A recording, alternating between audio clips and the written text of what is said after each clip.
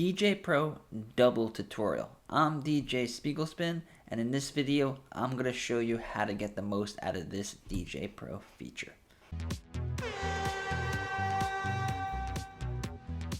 Within the DJ Pro app, there is a semi-hidden feature that allows us to double the track. So in this video, I'm going to show you guys a couple of ways that I personally use this feature when I'm DJing, and I think it's super helpful, and I hope you guys will think the same.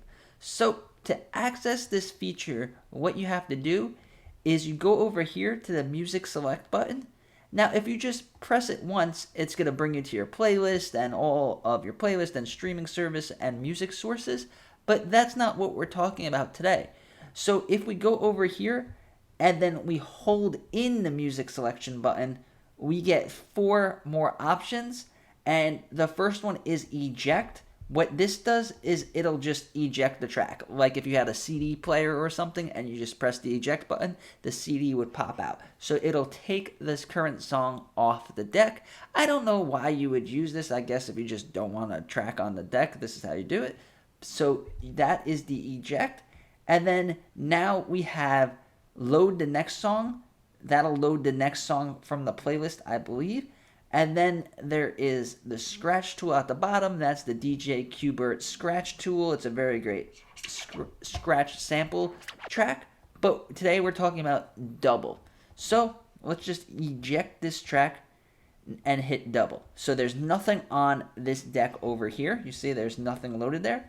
And now if we press double, we instantly get a copy of the song on the first deck, and it is going to load the next song at the same spot in the song. So if you see over here on the first deck, it's at 1 minute and 18 seconds. Now I'm just going to eject and I'm going to double it again, and we are at 1 minute and 18 seconds. So it's going to bring the next track at the exact time of the other track.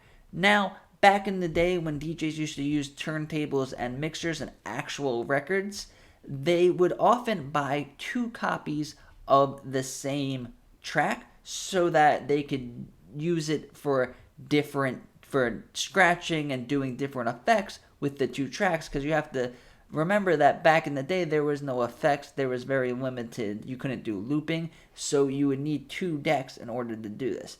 So the number one thing that I would use this double feature for, and I use this a lot of times during gigs, is if you're playing a song that you're not 100% familiar with. So I tell you guys in all my videos that when you're preparing your playlist, when you're preparing your tracks, always know when to mix in, know when to mix out, and mark it with the cue points. But you can't be perfect every time, and sometimes you get requests, or sometimes you just feel like loading up a song and you don't know exactly how the song ends.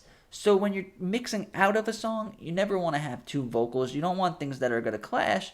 So by using this feature and doubling the track, what we can do is, let's say that this track is playing on deck 1. Now we can double the track, but we have the crossfader only, so you could only hear deck 1. And now we could go in our headphones, we could go to the end of this exact same track and see how the track ends and see what's going on at the end of the track. And then now we can mark our cue point so that we know when we're going to mix out of this track. So it's kind of like a cheat sheet, because now we could listen to the end of the song that we're playing without anyone else hearing us fast forward or reverse anything. So this has helped me tremendously. I think I've learned this from Digital DJ Tips, which is a channel that I learned a lot of my stuff from, and I'm sure you guys are familiar with. But they taught you how to do this in Serato. You could double the track, and you could do it the same on DJ Pro. It's a little bit hidden, but if you hold in the music selection button, you could have double. Now, another way that you could use this feature is to practice beat matching. So you get an EDM song on one deck, and then you double it onto the next deck, and you just practice pressing the button at the correct time. In previous videos, I taught you how to do this practice exercise, but this is a great way to utilize this double feature, because now we can practice our beat matching with 2 of the same tracks, and once we got it down, then we could go into practicing our beat matching with different songs. So the double feature helps us a lot. Now, another thing you can do is kind of an old school DJ trick, which is you have both tracks playing. Let me switch to waveform mode. So we got both tracks playing. So this is playing. I'm just pressing sync.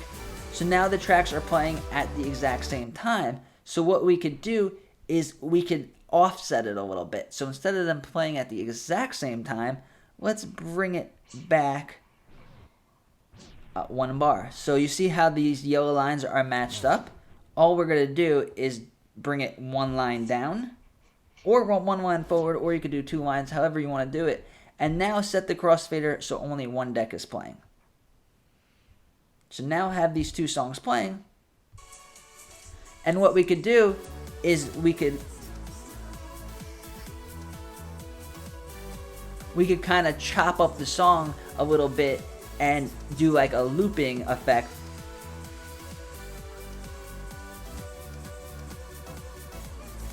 You see how you're hearing like an echo? So we are creating an echo and we're creating a looping without using any of the effects. And now this is how DJs, when they were using turntables and mixers, this is how they did echoes. This is how they did loops, because there was no dedicated looping or no dedicated effects pads that you could use. So this is a really great way to play a song but kind of put your own spin on it, so that you don't sound like you're DJing and just playing songs from Spotify, or just playing songs like you would hear on the radio. You are putting your own spin and your own twist in it. So by doing this doubling, what we could do is we could switch back and kind of chop up the song and make it sound like our own, and make it sound like kind of like a remix. Now, you could take this a little bit farther and you could put a effect on one of them. So this one, the first deck has no effect on it, but the second one has a little bit of an echo. So now listen to it. Oh, hold on. Let's bring it back a little bit.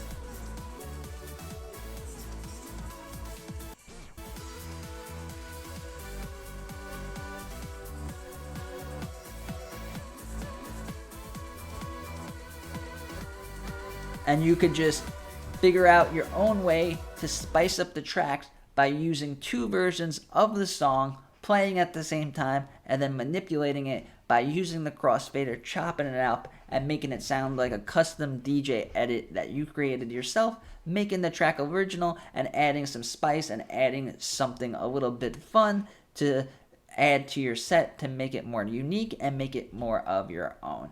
So if you like learning all the hidden features and learning everything you could do with DJ Pro, then subscribe to my channel and give this video a like. Thank you.